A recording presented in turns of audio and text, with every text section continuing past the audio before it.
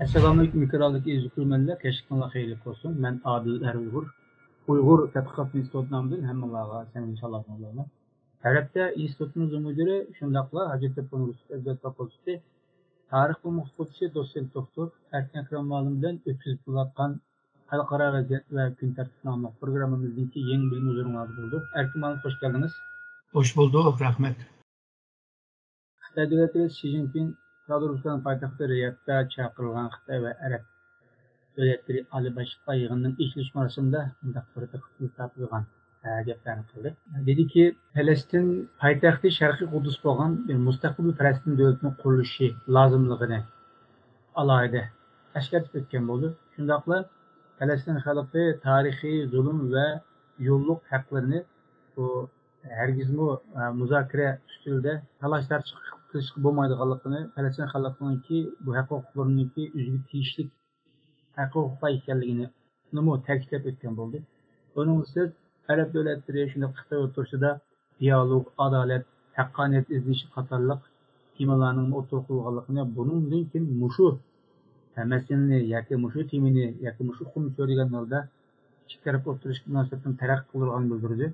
Yani bizim büyük programımızda dikkatini tarttığı nokta şu, Xitoyninki Palestin, müstakil Palestin devletinin kuruluşunun gerekliligini Allah'a ta'kidli şundaqla Palestin xalqining zulm uchrayotganligini, bundaq bo'lsa qat'iy bo'lmaydiganligini eskartish bo'ldi. Biz mushuni ko'rgan holda Xitoyninki diplomatiyadagi boshqa davlatlarga munosabatlarda qanday qilib ikkiyuzlashlik qilayotganligini, shundaqla Sharq Turkistonliklarga zulm qilayotgan bir Xitoyninki xalqarada bu Palestin meselesinde adaletini yaklaşışınki tədarüqsini nimalar yapılğanlığını analiz qilishga tirishimiz.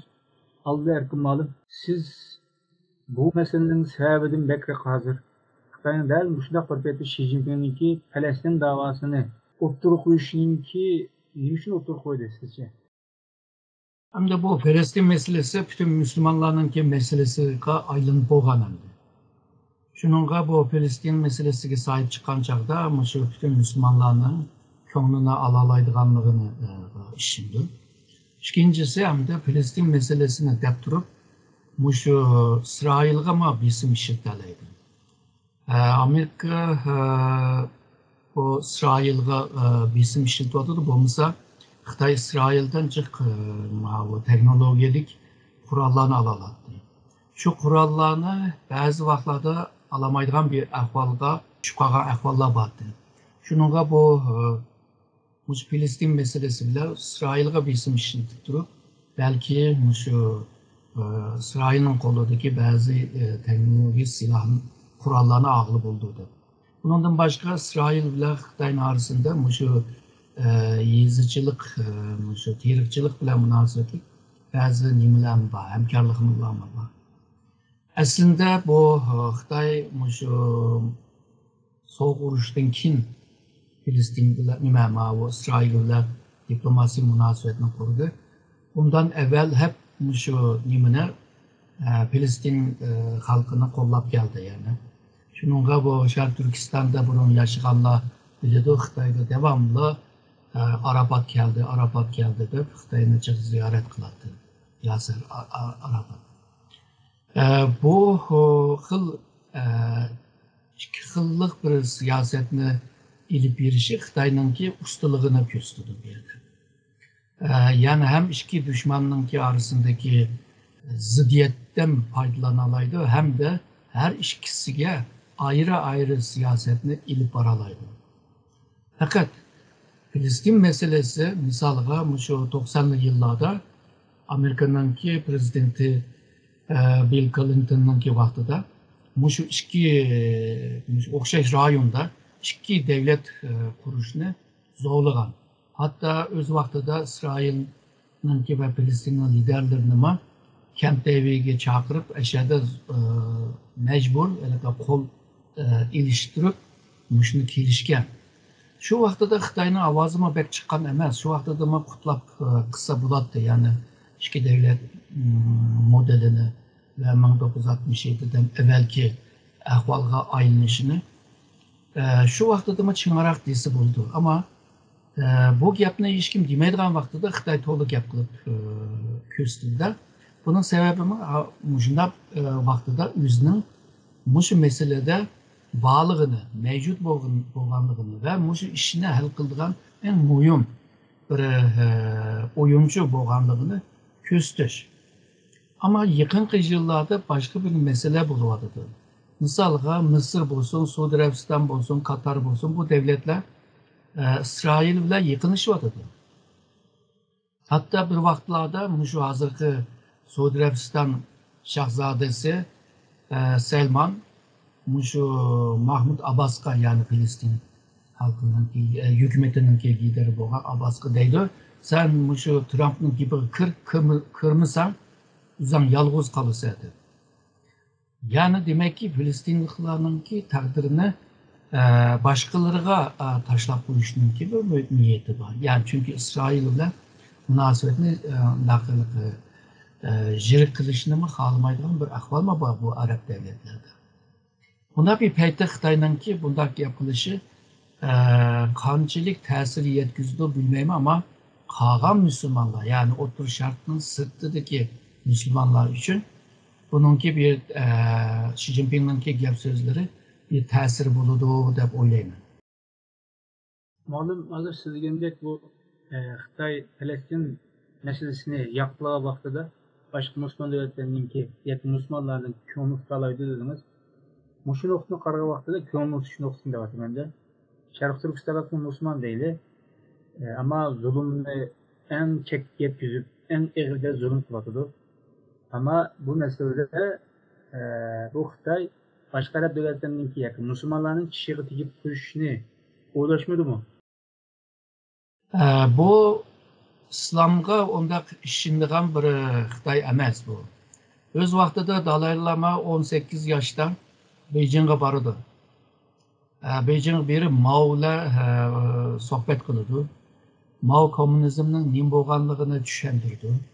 Dalai Lama bu komünizm degan yaxshi narsa ekan, bu shu bizningki dinimizningki shu nishon qilgan shu jamiyat ekan bu deb ishini qilgan. Ama Mao aqısını ergishiblar, din deganning opium, hamma odamni uxlatib qo'yib, ondan keyin shu manfaatchilar manfaatni olib ketdi.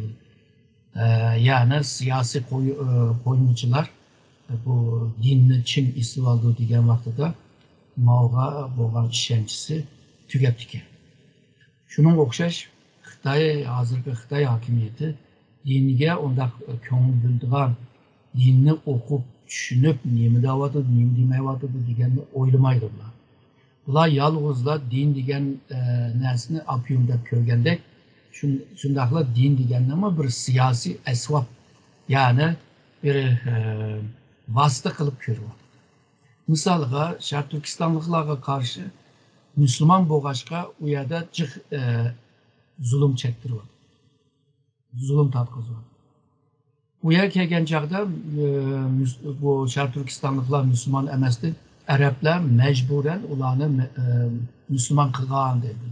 Bu yerdagi mecbur hamda qilishning ostida mecbur qoldi musulmon bo'lish. Ondan keyin islom hamda universal bir din qo'y. Peygamberimiz shu bütün insonlarga avatgan bir elchi qo'y. Ama Xitoy deydi, islomninki Arab islomi bor, Xitoy islomi bor, islomga ziyon beryapti. Yani bo'lyapti. Yani bir chetda misolga budaqi shu O'rta Sharq ziyoratida shu din meselesi chiqdi. Dinning qanday mo'yin bo'lganligini, terrorizmni dinga bog'lamas lozim bo'lganligini, hamma odam halaka musulmonlar o'zininki dinini yashasin degandek ashuna gaplarni qildi. Bu yerda ikki xil gap bo'ldi. Ama bu musulmonlar hozirgi men deganning farqini bilishim mumkin deb o'ylayman. Yani Xitoy ikki xil gap bo'layotganligini.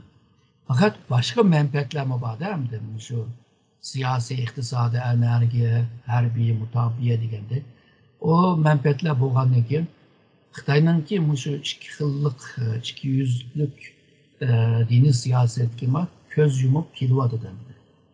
Ama bu hükümetler belki Xitoy bilan shunday yaxshi munosabat quramiz deb ko'z yumib kelyapti, ama Müslüman dünyasında akıllı joyda Müslüman kıyırdaş için kiçik gündüz başqartırdıgan nurgun adamlar var.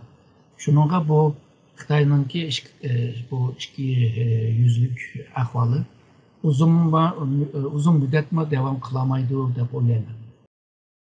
Xitay'niki Araplarning yeni tür Palestin'deki müstakilliğini qo'llashiga siz İsrail'e qandaqroq inkos qaytarish mumkin? Yoki İsrail'niki Palestin siyosetini Xi Jinping bu qatim tarixiy zulm, naqla bu yo'lliq bir inson haqlariga tajovuzchilik deganlarni alohida eslatgan bo'ldi.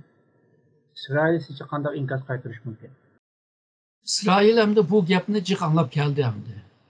İsrail'ninki niyetimi Filistin bir devlet kurup ondan keyin müstakil bo'lsin deb o'ylamaydi deb o'ylayman. Chunki Filistinliklar müstakilligini e'lon qilib va xalqaro uni qabul qilgan chog'da İsrail askerleri hem de Filistinga xohlagancha kiramaydi. Kirsa bir devlet yani bir devletga tajovuz qilgan bo'ladi. Ama Filistinliklar bu iki devletninki kuruluşunu qabul qildi ama toprak chetdim degan chog'da aşı 67'den evvelki haliga kelishdi. Çünkü hazır Filistinliklar Filistin'de yani toprakның %20'sida yaşayapti. Yani %80'ini tatırıp koydu. Hem de bu %20 toprak hem de ikkiga bölünüp ketken. Yani o'ttiri İsrail egenligen ama ikki tarafta bo'lib ketgan bu zeminde hem de Filistinliklar qandaq devlet kurdu.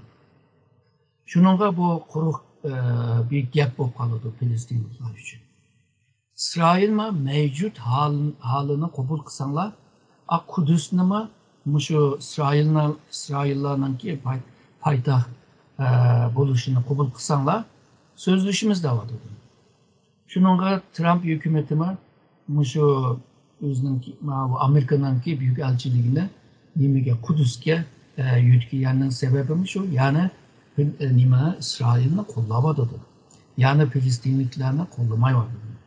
Şununla bu Amerika güçlükle turib bersa, İsrail yine aldığan toprağını elib, ahiri İsrail degan nima ahiri bir Filistin degan bir yer qolmagan vaqtida balki onu rahat bo'lishi mumkin. Şununla jiq deb ketdi Xitoy bu gapni. Şununla bek bu deyotgan bir siyasi oyun deb o'ylaydi. İkincisi Xitoyga bildirib qo'ydi. Belki diplomasi kanallarda yani uçuk başka yani bu xil gapni dal versanlar bizga ziyon keldi, ikki davlatning munosabatimizga ziyon keldi deydigan gaplarni deyish mumkin deb o'ylayman. Hali bundaq bir ko'z qarash mavjud hamda. Bu Arab davlatlarininki Arab davlatlari asosan diktatorlik siyosiy sistemni qabul qilgan bo'lishqa hem üzünün xalqiga zulm qildi, shunaqla hokimiyat davlatning o'zining meliga qaraydi. Hatta xalqim shuna muomala qilgan bir ko'z qarash bor. Bu sabab tufaylidan bu diktator hokimiyatda yoki podshoh jamiyatlari Falastin masalasini butunlay olishni xohlamaydi. Agar hal olib desa, o'zinki musulmon xalqlarninki Falastin da'vosi bo'lgan muhabbatninki uchib ketishini oldini olish uchun qasddan Falastin davosini davomli kun tartib turib, o'zining xalqininki diqqat e'tiborini Falastin davosiga burash orqali o'zinki diktatorlik siyosatini erkin azalashga yo'l qo'ya oladi degan bir qarash mavjud. Sizce bu qarashning asosi bormi yo'qmi? Bunun asosi bor. Çünkü Filistin meselesini tilga olib turib, o'zininki davlatning ichidagi musulmonlarninki ittifoqini o'ziga bo'lgan, hukumatga bo'lgan biqimchilikni bog'lay oladi, buni kuchlandira oladi. Qolgan musulmonlarni yanada shu markazga yanishga oladi. Chunki biz ashnaga sahib chiqyapmiz.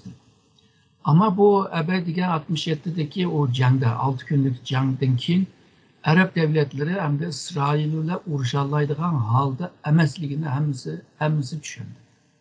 Shuni Filistinliklarga qilgan yardım misalga asosan shu moddiy yordamlar. Filistinlarning haqlarini qo'g'dab qilganlar kimlar desa, misalga Birleşken Devletler Teşkilatı İnsan Hakları Komiserliği.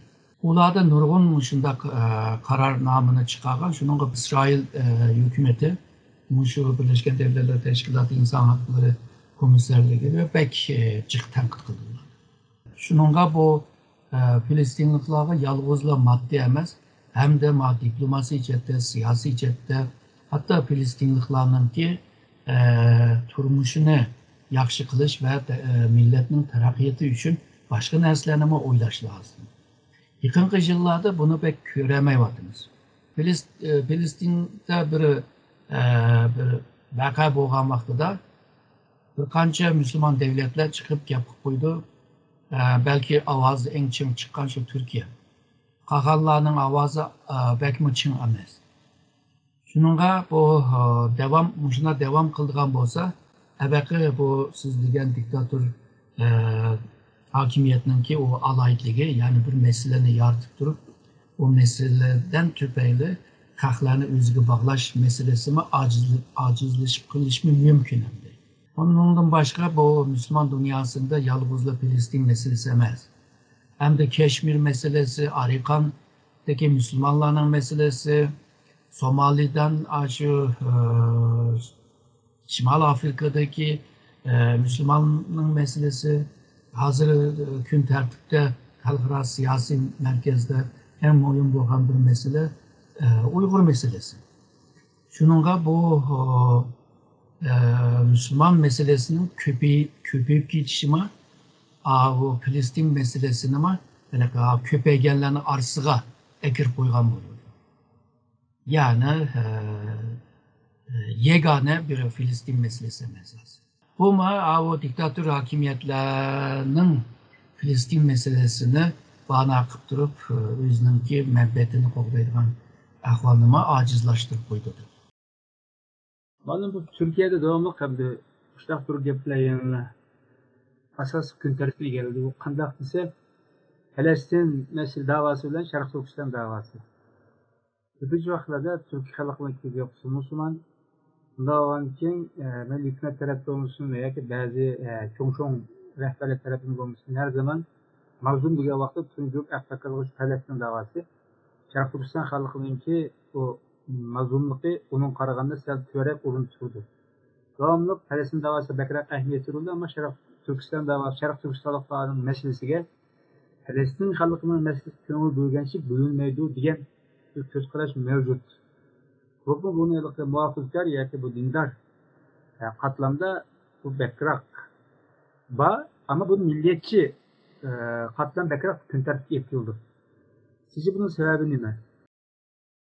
Bu Türkiye'deki Filistin meselesinde Türkiye'deki bazı göz kararlarla devirge karab özgergenliğini mi görüyorsunuz? Mesela 1960-70'lerde Türkiye'ninki solcular çıkarak Filistinliklerini kollattı. Hatta bazıları Filistinlikler için can kılımızda bağlanma var.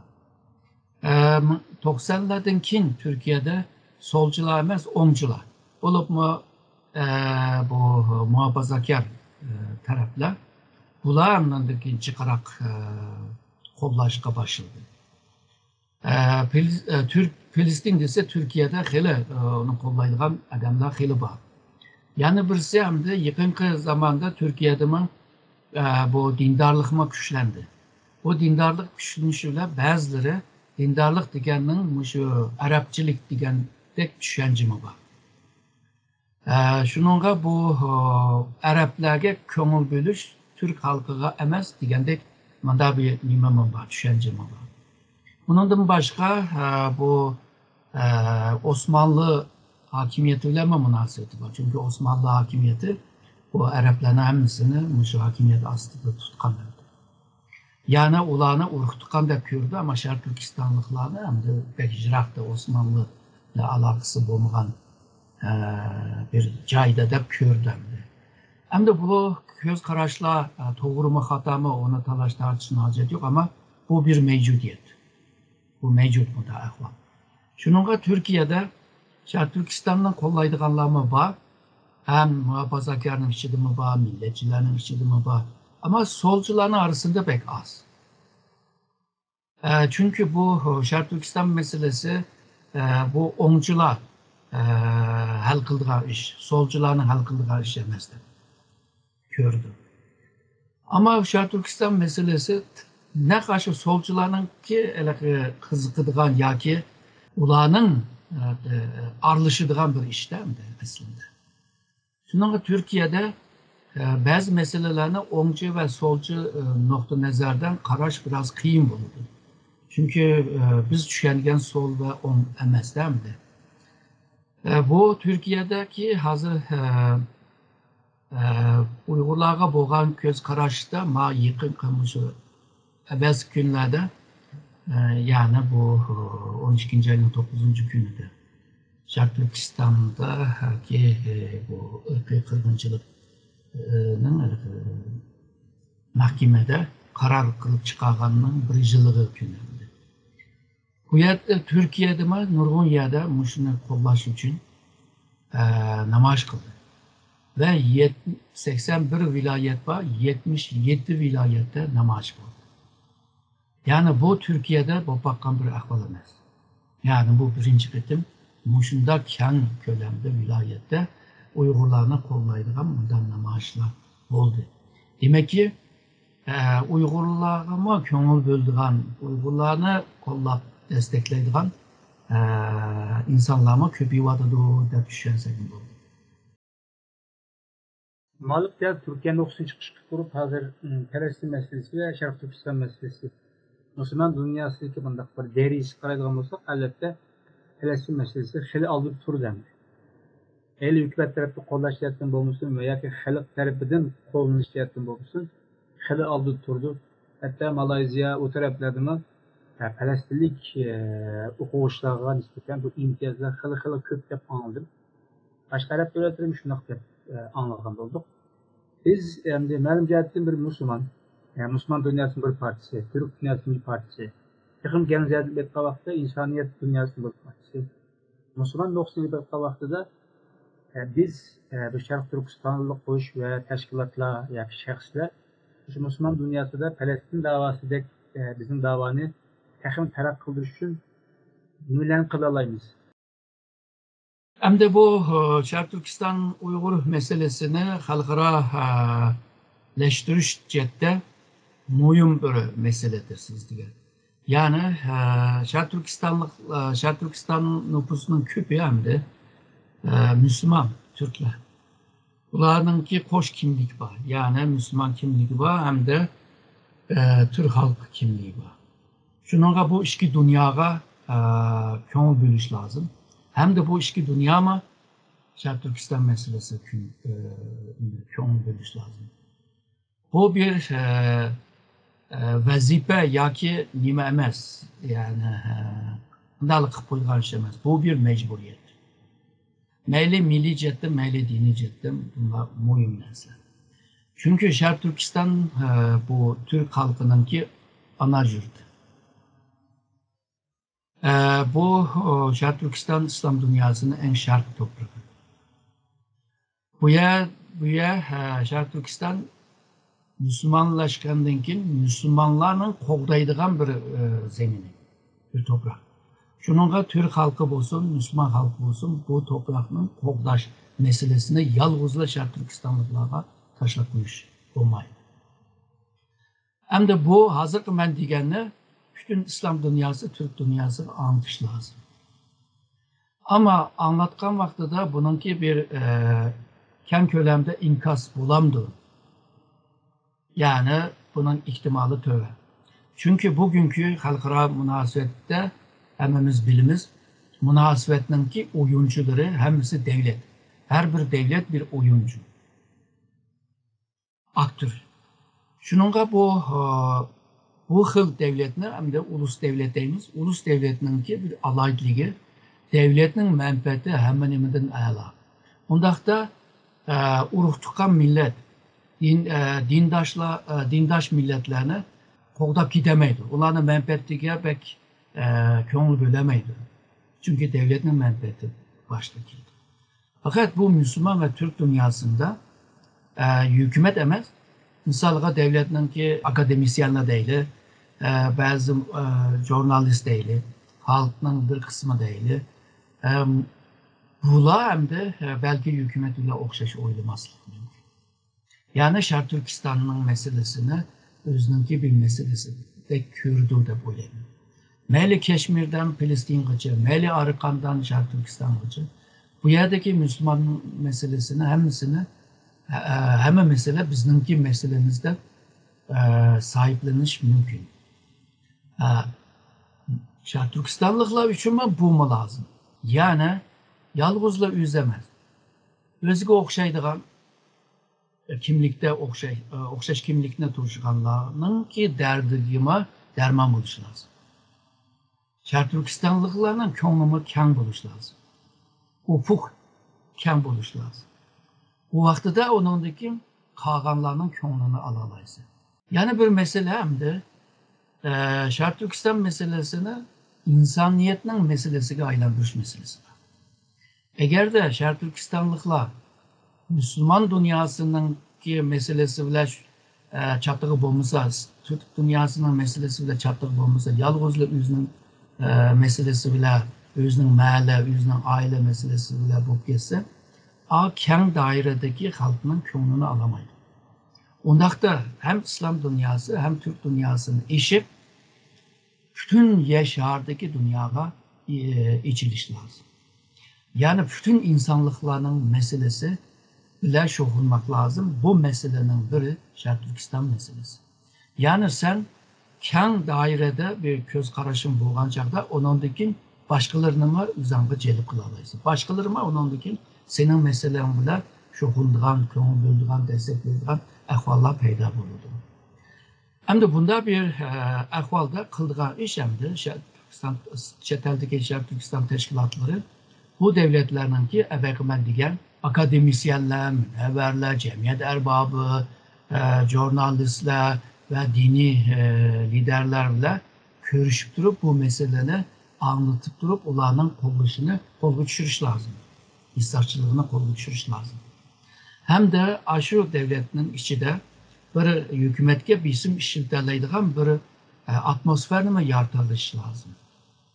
Eğer de bu hizmetini Şark Türkistanlıklar kılmay, yalnızlar Kağan, Arap Müslüman, İran Müslüman, Türk Müslüman degandek, Afrika Müslüman dek aşıları taşlap verse, bu mu emelge iş mi pek nime?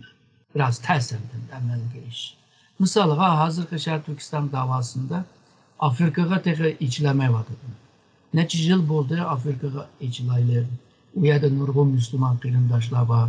Afrikalıklarma kulluk sistemden çıkan, Şark Türkistanlık hazır şu zamanıvi kulluk sisteminin gibi isim aslında, müstemlike aslında, Afrikalıklarma müstemlikeden kurtulgan devletler. Degende okşaş takdirler var.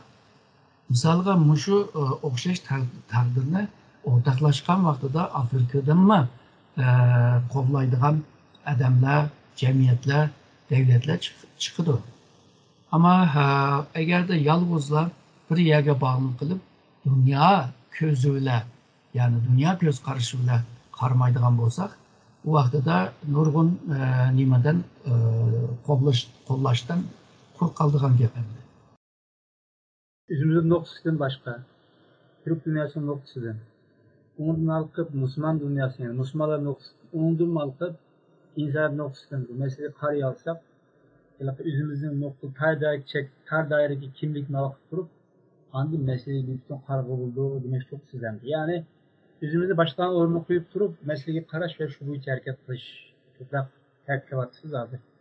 Çok sizin muallum bizden ki, Meyli Türk dünyasından olmasın, meyli Müslüman dünyasından olmasın, meyli Afrikalık veya ki bütün insaniyet veya ki dünyadaki bu ekolojik temponluk, hayvanat nereden karsak çokun takdirimiz okşa çıkıp kaldıgan, ortak tarafımız okşa çıkıp kaldıgan şöyle meseleler noktalar var dep oylayman.